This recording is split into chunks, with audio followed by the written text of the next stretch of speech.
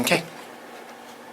So, just start out, name, just kind of briefly. My name's Darlene Horn, and I've been a member of, or a partner of Momentum Church for about 5.5 years. Married, have 4 children. I grew up in a great family. I had a great mom and dad. We went to church, not on a regular basis, but my mom was a Christian. She said the Lord's Prayer every night, and we heard it. But I had a great family, and I guess when I got married, I went to church kind of like I did when I was grown up, just whenever I felt like it. And then I got married very young, and my oldest daughter was burnt very seriously when she was 2. And I always knew where to find the Lord. I went to the chapel there at the hospital, and I begged Him to save my little girl. And God did save my little girl. And everything was great for a while. And of course, I didn't start going to church, but I knew where God was when I needed Him. And then as life went on, I married and had my children, I have another daughter that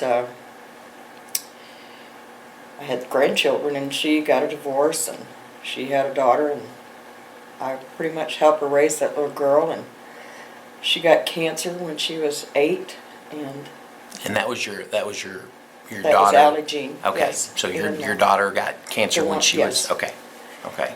My granddaughter got cancer when she was 8 years old, and they took her to St. Jude's, and she spent a year in St. Jude's. Oh, wow. She had to have extensive chemo, but at the end of that year, she came out cancer-free, and she lived with me for a couple of years. Her mother was on the road a lot, selling and doing things, so I pretty much raised my granddaughter.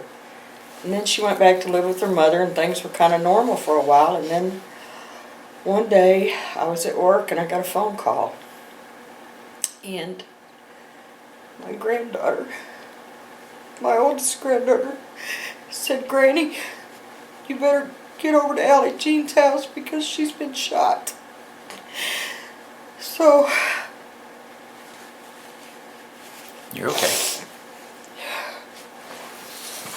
I ran up from work, and I went over to her apartment, and by then it was all taped off, and there was squad cars all over the place, and I could just stand and look up at her apartment. And by then I knew she had been murdered. And I couldn't get near her, but I said, "God, please help me. I need to be strong for my family." So, after standing there for it seemed like hours, they brought my grandson out. He was just 16 months old, and he had been sitting on his mama's lap when she was killed. And they brought him out to us and gave him to me. And then the father was there, and he didn't want to ride to the police station with the police, so he asked if I'd take him, and so me and my husband, we drove him down there, and he tried to tell us that, it was over a drug deal gone bad and da-da-da-da-da. But my husband kept his cool, and I kept my cool, and we left, and we went home. And then I had to decide what I was going to tell her mother, because her mother had been in a bad drug deal where she was in a room where they were selling them, and she pleaded no contest, and she was sentenced to a year in Fayetteville at the rehab prison. And I had to figure out how I was going to do that. Go up there and tell her that her only child was gone, because she'd just left about a week and a half before. And she asked me to take care of Allie because she was worried about her. But anyway, we started on our way up to Fayetteville. And all the way up, I just said, "God, please give me the words and the strength I need." So when I got there, they let me in, and they had turned all media off before because I'd called them so that she wouldn't know what happened. And they took me into this room, and I sat there, and they brought her in.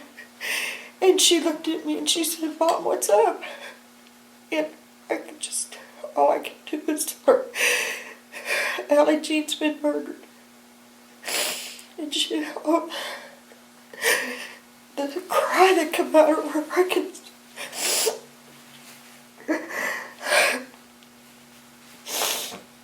And I put my arms around her. We went to the floor, and I told her, I said, "Baby, God has a reason. We have to believe that. That's all we got to hang on to, is knowing that God took her for a reason. And I'm so sorry." And then I had to leave her there to suffer by herself. So then we come home, and I went over and picked up my grandson. And I don't know, it's kind of all a blur, but it was one of the hardest days of my life. But I just kept praying and praying. And I went down to they had put her husband in jail. And the guy that murdered her was on the run. So I had to go down and make funeral arrangements, and I had to have a signature for him to do that. So I went down and got that. Got a paper stating that I was going to have to be able to take care of my grandson.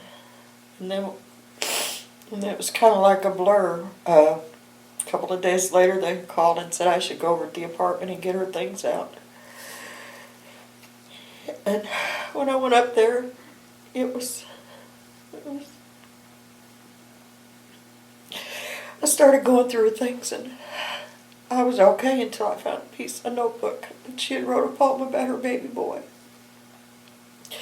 And I started reading, and I just lost it, because I knew how much she loved that child, because she wasn't sure she'd ever bear a child after her cancer. But anyway, we got that cleaned up, and then I went to Mount Olive, and I asked Barry to bury my granddaughter. And he told me yes. And I was so proud, because so many times if you're not a member, they don't want anything to do with you. But that church is the best thing that ever happened in our life. I promised God that day that I would go to church every Sunday with my grandson. And I have been very faithful at doing that. But we had a viewing for my daughter, and it was, you can imagine with it being a murder, and there was this side of the family and that side of the family, and poor Barry preached that service, and he was scared to death, I'm sure, because you couldn't even, there was standing room only, and I begged my family to keep their feelings to themselves, at least for that short time. And they did, and everything went well. So how long was the trial after that? Or I mean, after her being murdered? It took almost a year for her husband. He didn't get it for the murder. He got it for breaking his parole and selling drugs. The man that shot and killed her turned himself in a couple of days after the murder.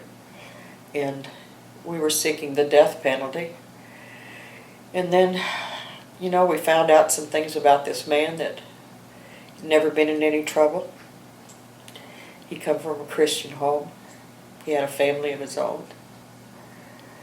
And so we talked with the prosecuting attorney, and to spare our family a trial and to have to go through all of that, we chose he offered to take a life sentence without any option of parole. So he signed a paper, and we never ever had to go to trial. So then, I had the regular custody battles with there was a stepmother involved, and she fought for custody, and they said that they weren't supposed to take him to the jail to see his daddy. And I agreed with, I followed it to the T.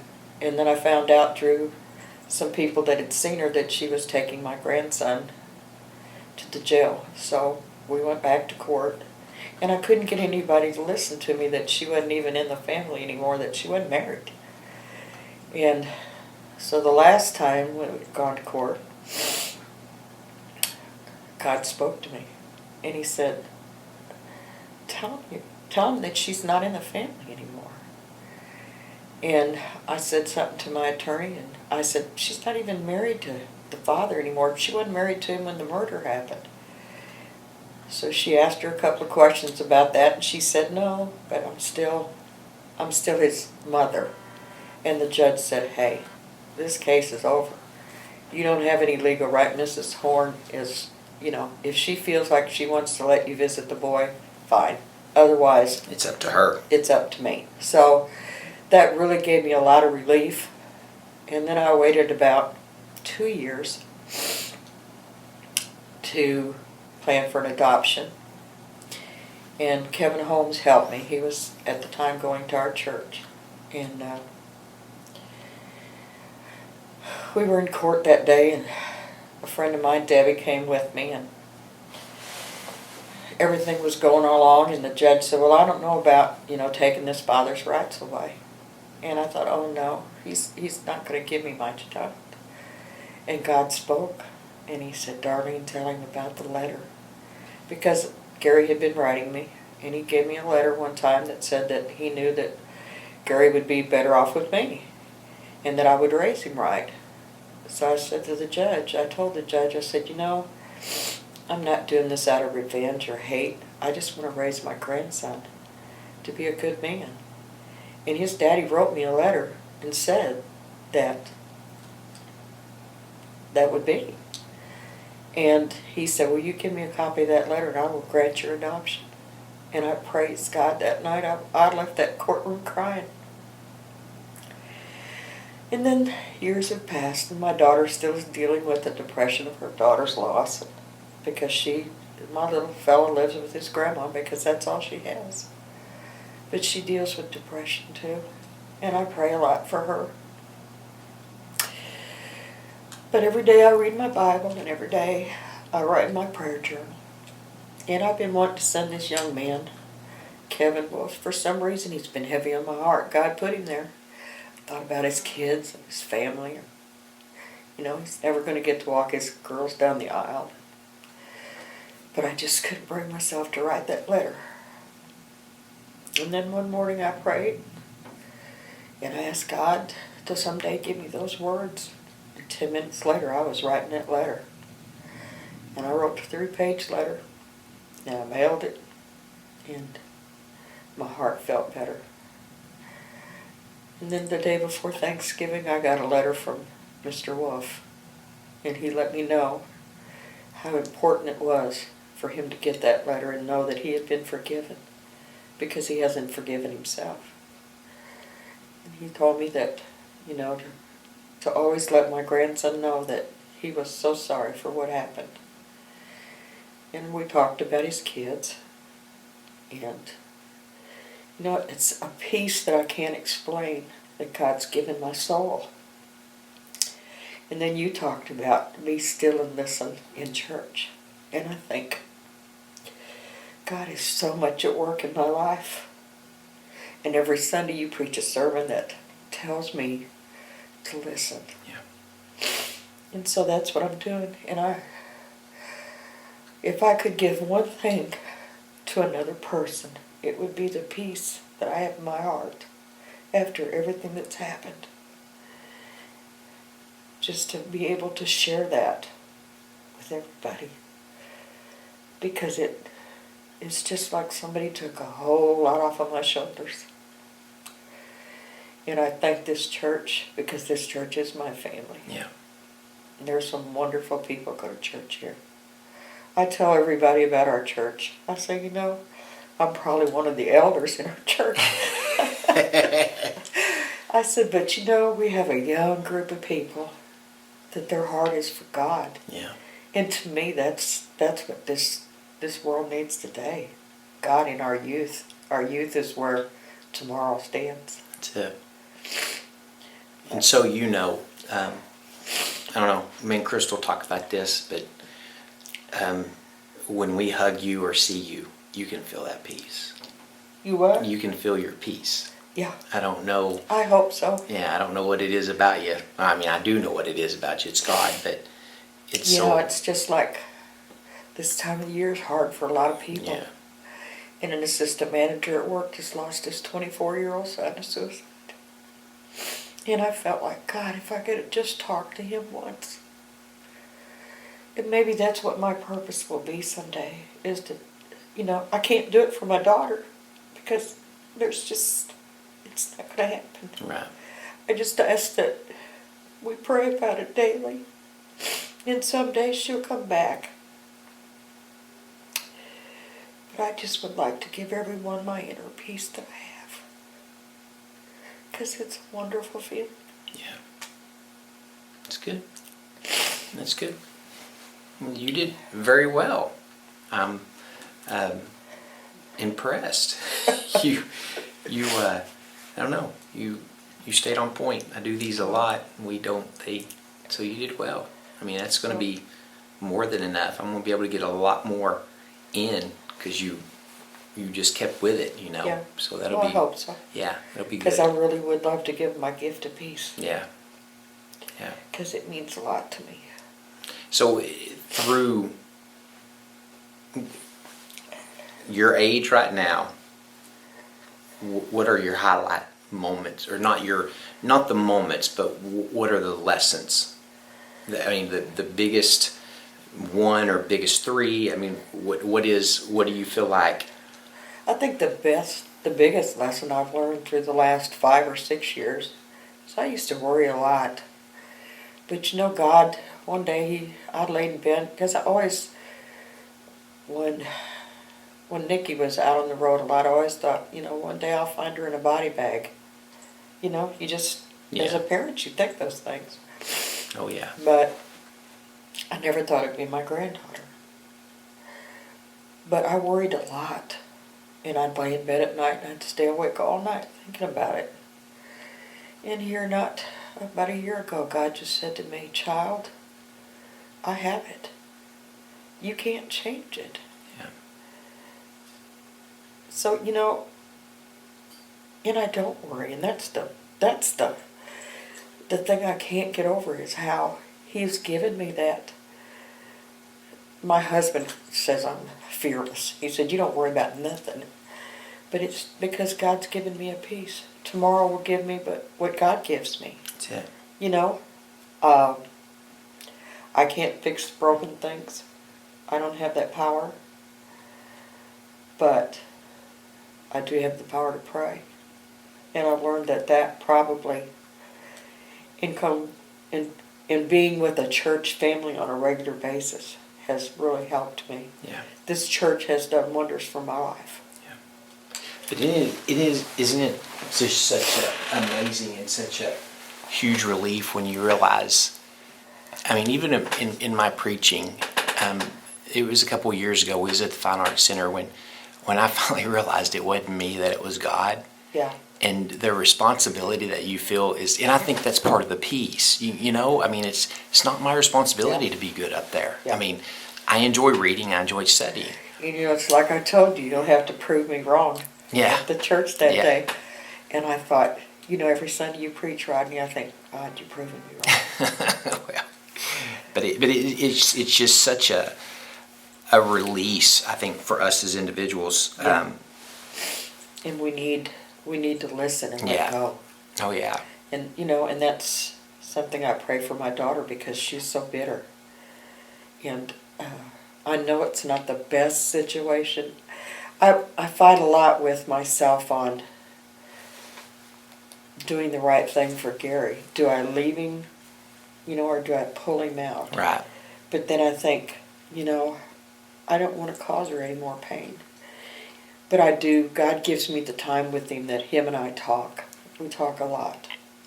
I think and that's all he you might have be to 6 years old, but Yeah. he knows a lot. And I think that's all you do, is you be there, Yeah. keep a blanket of prayer over him. Yeah. And just always let him know Grandma's there. That's But not huge. to worry is one of Yeah. the best lessons that, to give it to God, to let Yeah. go and give it to God. Yeah. Because so many times before I'd pull it back.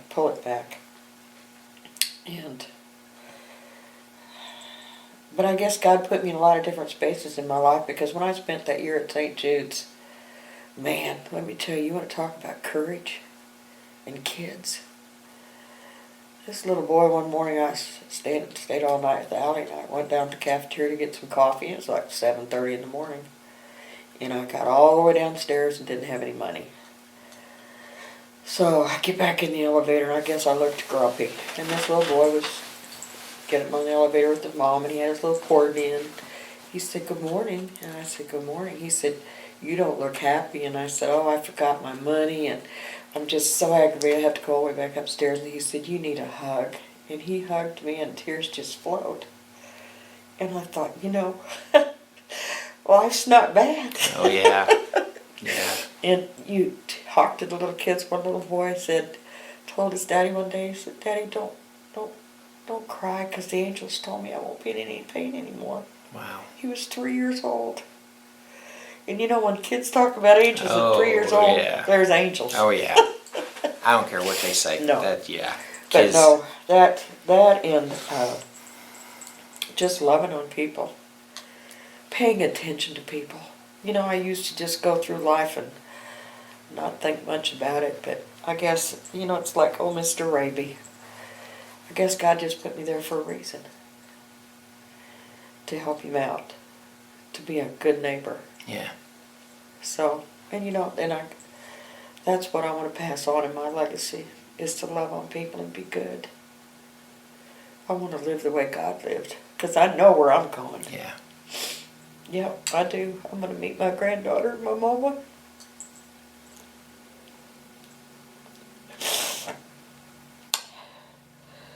But he even showed me that book. It was weird, because I was at work Rodney, and it's about, well, I guess I'd just gone back to work. I'd been off a month. And I come by the book deal, and there was a book, and it had a little boy on the front. It said, "Heaven's for Real." Oh, yeah. Have you read it? Oh, yeah, I've read it. Yeah. And I thought, oh, God, I'm not paying $14 for this book. But you know what? When I left work that night, I picked it up and I paid for it, and it's the best book I've ever read, because I know where she's at. Yeah. God knows what we need when we need it. So, He does. but I guess just not worrying and being still in this. Because he sure has talked a lot lately. Yeah. It's good times in our life right there is when he's talking a lot. I know that. Yep. Well, good. That's